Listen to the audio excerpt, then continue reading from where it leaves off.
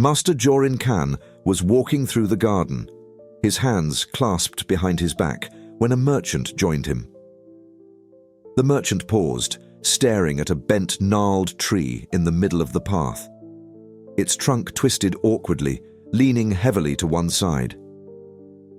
"Master," the merchant said, shaking his head, "why keep such an ugly tree here?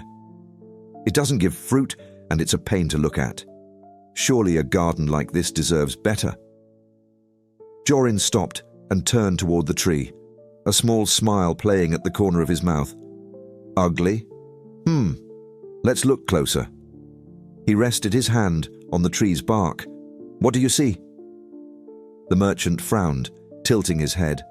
"A crooked, useless tree. That's what I see." Jorin chuckled softly. "And yet you stand in its shade right now, protected from the sun.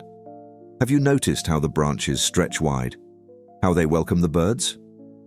The merchant looked up, spotting a bird's nest nestled in the branches.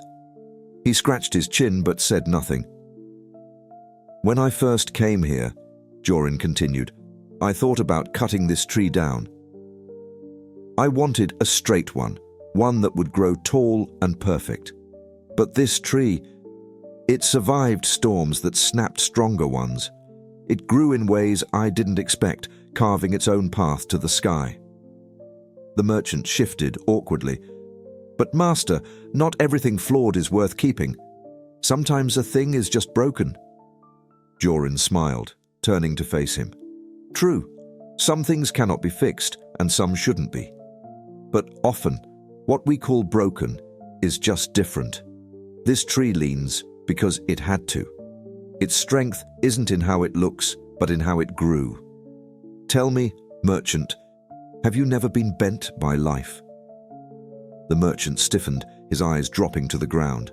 After a moment, he murmured, "More than I'd care to admit." Jorin nodded, his voice gentle. "The world doesn't ask us to be perfect. It only asks us to grow." The merchant sat down on the bench beneath the tree, leaning back into its shade. Jorin walked away, leaving him there, lost in thought as the breeze stirred the crooked branches above.